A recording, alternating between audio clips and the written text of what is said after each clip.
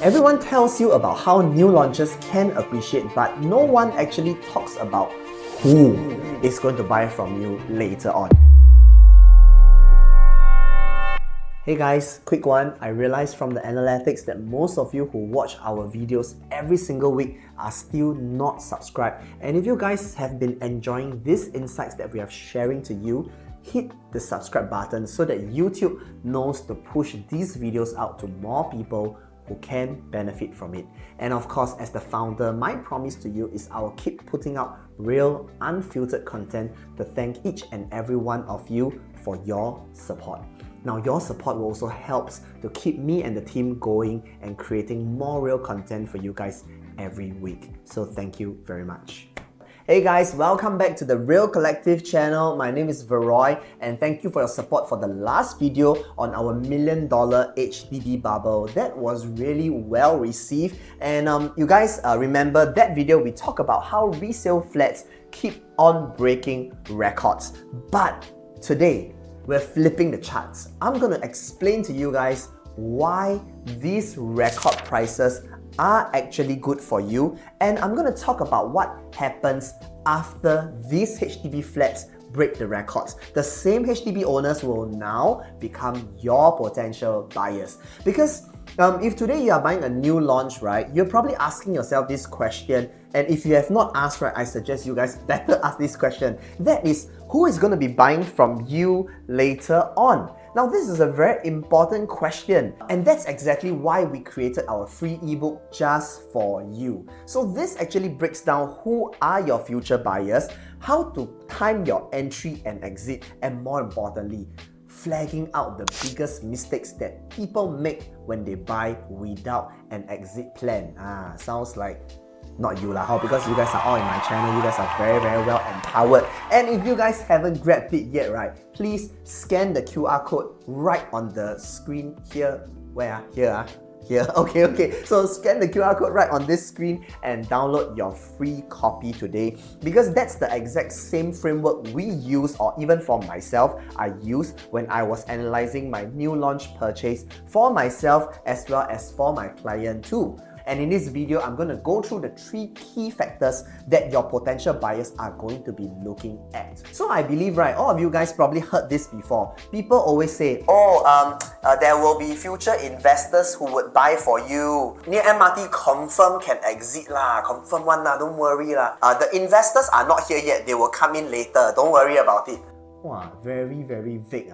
Correct or not? And when I hear all this, right, deep down, I know you guys want something real and legit and solid. So you guys want to exactly know who will be buying from you in the future. Alright, so I did the initiative to dig deeper into the data in the market right now, and this is what the numbers actually show in today's context. Whenever we want to look at demand in the future, we want to look at surrounding, are there actually people who are buying from us? And traditionally, right, does this data actually reflect what is happening and also reflect the theory that I'm actually talking to you guys about? So I did some research into the URA Realist data, right?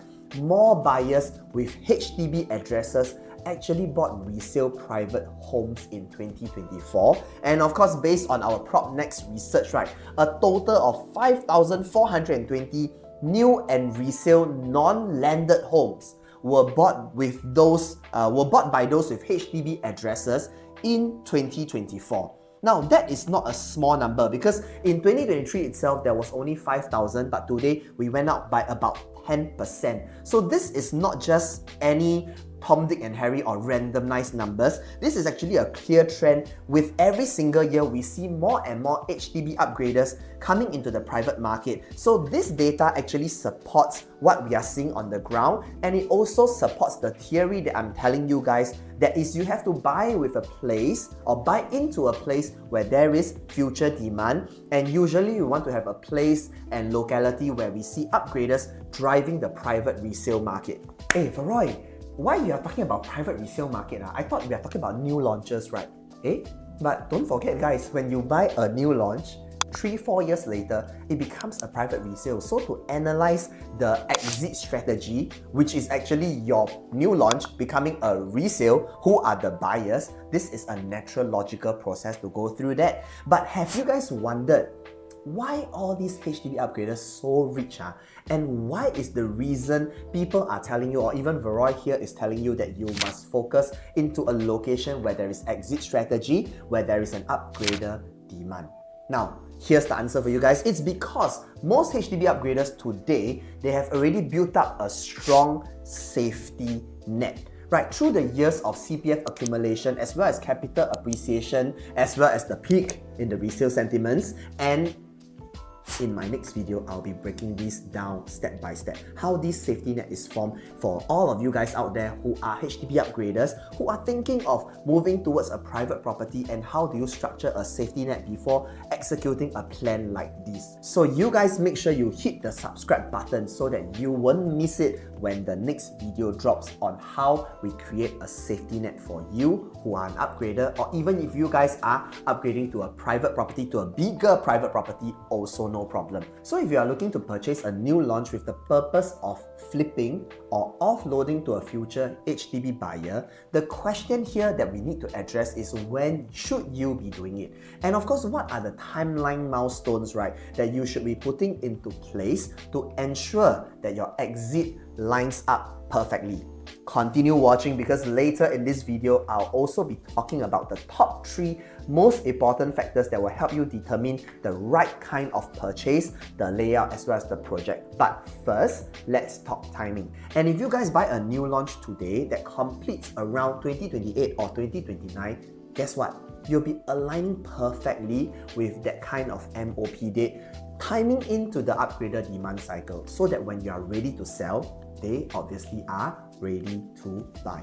And that's what I call very strategic kind of alignment, because we are not just like buying and guessing, right? We are syncing together with what the market flow is like. Now we're going to talk a little bit about affordability of these upgraders if you were to time something like this. So if you guys imagine this, right? A couple who's living in Tampines, they sell their 5-room flat for around 900,000.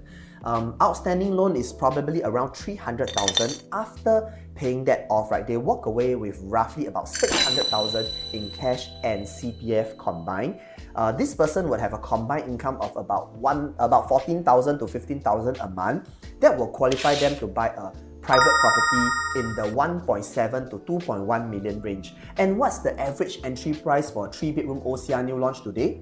Roughly around 1.8 to 1.9 million. So yes, this upgrader profile fits perfectly, and this is your future buyer profile right here. This is like literally a very real a case study with a very strong equity built up and upgrading to a newer condo with better lifestyle and facilities. So that's why I always say this, right? The upgrader wave is really not slowing anytime soon. And again, for those of you guys who are waiting, sitting on the fence, thinking of the market will slow down or crash before you enter, nothing to say. But of course, remember, not every new launch or project works the same right? So with that, how do you decide what to buy? What factors should you be looking at? What kind of pointers should you be focusing on before you enter into the project itself? Now, with the recent wave of the 2025 new launches almost selling out, a lot of buyers feel that there is not much choices, and instead you guys decide to wait for 2026. 2026, another 4 years to build, to clear your SSD. That will bring you to 2030 by the time you guys would kind of miss that wave already. So are we able to identify projects in the post-launch segment that actually fulfills these 3 key factors that you guys can still explore, that still gives you a low or relevantly low entry price and still give you a strong exit strategy? Now let's talk about that. Okay, so the 3 factors that you guys need to get it right, is this. Number 1, layout. You guys need to be very specific on the layout that fits an upgrader family profile, because these upgraders, they are not chasing to be in the super core central, but of course they will be as well. But I'm just saying, don't just go for like central just because every single one is rushing over there. You don't want to buy a 2-bed 1-bath in the central location. I mean, think about it. Will an upgrader buy a 2-bed 1-bath? Very unlikely, because this upgrader, what do they want? They want functionality. They want a space that actually works for their family life. A 2-bed 1-bath will kisiao, you know or not? Like 1 bathroom, how to shower, how to get out early in the morning to go to school. So that actually doesn't work. So with that, right, a sweet spot for a profile that fits an upgrader will be a 3-bedroom with probably around 800 square feet to about 1000 plus square feet. And that actually aligns very nicely with the recent GFA harmonized projects, where you really get very viable layouts, 3 bedrooms, 800 over square feet starting from. Now you want an efficient squarish layout with no wasted space. Of course, some of them will still have your corridors leading into the bedrooms, which could be necessary, but if you guys have a more limited budget and you still want to enter a 3-bedder, dumbbell layout would probably be something that's more suitable for you guys. Now, of course, in terms of bedroom size, you want proper bedrooms. With the GFA harmonization, I would say most of the recent new launches and whatever post-launch that's on the market right now would fulfill queen-size bed for your bedrooms and a king-size bed for your master. So that one is pretty much taken care of already. Now, again, to me and my family, we cook a lot. But we do not have an enclosed kitchen because we have very good cross ventilation. Of course, if you guys have a choice between a galley kitchen, right, versus an enclosed or semi-enclosed kitchen, I think I would definitely opt for something with an enclosed or semi-enclosed kitchen, because families cook, they don't want all your, you know, 油烟瘴气, your 紫叉 smell to kind of permeate the entire room, correct, right? Or the entire space itself. But again, debatable I guess, because nowadays more and more millennial families are not really cooking, especially if you guys have a plethora of good food just downstairs the house. Some of the developments today have this kind of so-called amenities, right? And cooking may not be a main option after all. Now end up the kitchen is more for 做美而已. So again, depending on what you have surrounding you, right? If below you nothing much, then definitely the families will need to cook. Then of course the thinking process will be enclosed kitchen. Now you also of course want storage, either a home shelter or a storeroom or a helper's room. That should be something that you should be considering when you are buying a 3-bedder as well, catering to a upgraded demand. Balconies, usable but not oversized. Don't buy something that you have too much of an outdoor area. Again, with the recent GFA harmonization rules, this loop has been covered as well. And of course, if we're talking about like the finer details, right, that would be your west sun, whether you have west sun or not, whether you have a lot of heavy traffic, are you facing towards a generator or substation or whatnot. This all affect your demand in the resale market from an upgrader family, because your buyer is definitely a family profile for a 3-bedroom. If your layout actually solves their day-to-day issues, your exit will remain strong despite the ups and downs of the market.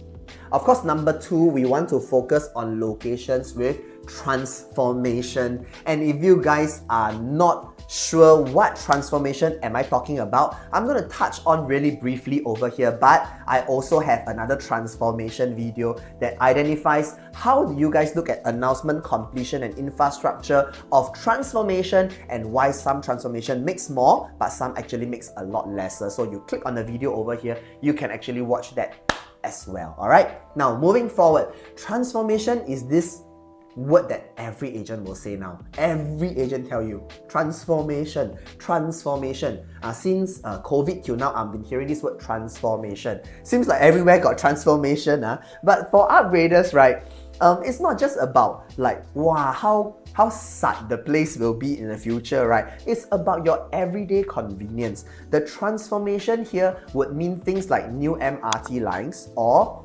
schools within 1 kilometer. Is there any shopping and dining options coming out? And more importantly, right, is there going to be some form of what's that, office or is there going to be some sort of a third, fourth CBD nearby? Because that will actually drive rentability, which would overall drive livability as well. So when the rentability goes up, people come into the location, more and more amenities will be added to the place, making this place a location with strong livability. So we do want to look for projects with confirmed infrastructure surrounding it, right? Things like Cross Island Line Jurong Regional Line, or even the potential growth areas such as Paya Lebar, Bayshore, or even the Woodlands Regional Centre. If there is a new retail hub, hawker centre, park connector, I think that's even more perfect. It makes the whole area feels more resi and more complete. So these improvements would need to be ready or somewhat ready after your project's TOP. So if the overall lifestyle over there kind of uplifts and grows and elevates itself, then while you're holding this property, your exit strategy will naturally go higher and higher.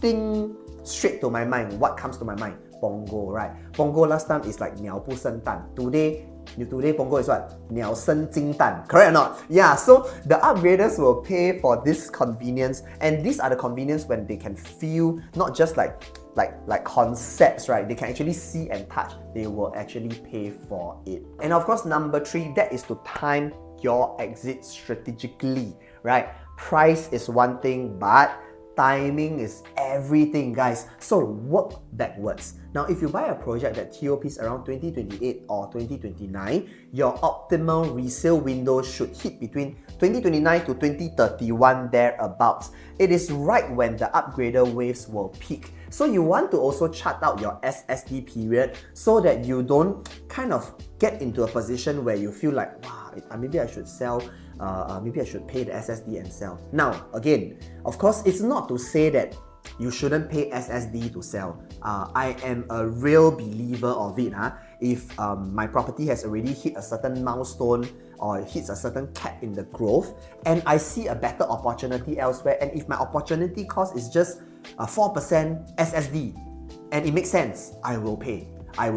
But if you guys can plan this out nicely, then you don't have to be caught in that situation, isn't it? Because if the market isn't ideal at the point of TOP, you also want to have a plan to rent for about 1 to 2 years. So effectively, when I do this kind of planning for my clients, I always tell them when it hits the TOP spot, we should be ideally projecting X dollar. But if it's not ideal, Mr. Buyer, are you able to hold for another 1 year or so just to have a little bit form of rental so that we kind of ride through the wave first and then later on then exit?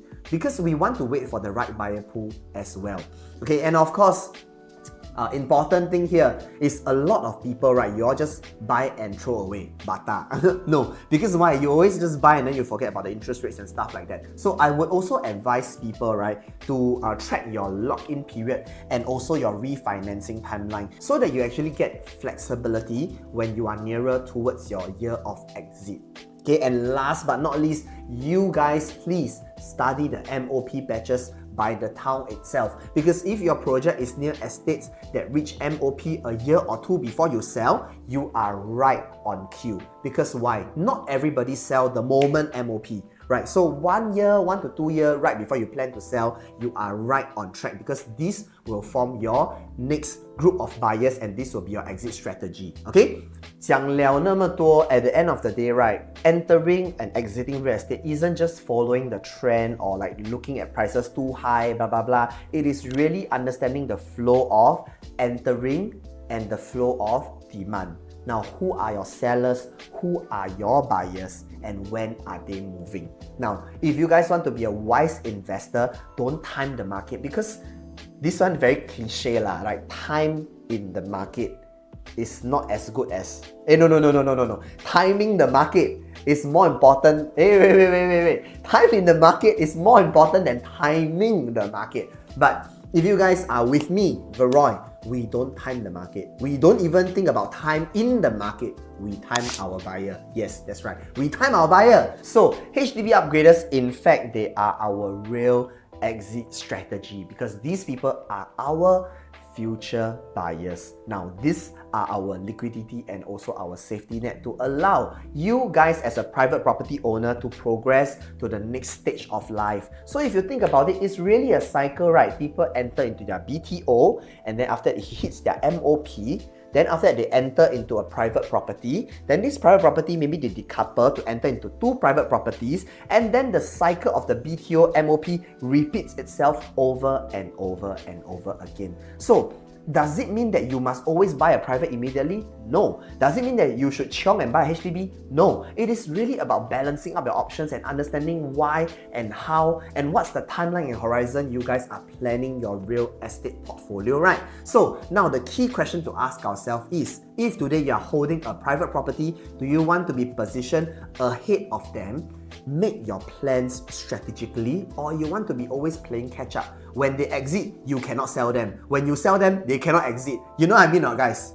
Okay, so I hope today's video gave you a very clear picture. I hope all of you guys learned something, and I also hope that you guys can give me a little bit more support. Hit the like button, hit the subscribe button, and become a community of the Real Collective, because right over here, we are always about real people, real estate, and real results. And if you guys want to find out which upcoming projects align with the next upgrader wave, once again, scan the QR code right over here. It will bring you straight to our Telegram channel, or you can also scan this QR code to reach out directly to me via WhatsApp, and we can have a deeper conversation. Once again, don't buy blurry, buy with clarity. Okay, this is Veroy, and I'll see you in the next one where we break down how we create a safety net for upgraders, for HDB buyers as well as private property buyers. I'll see you then.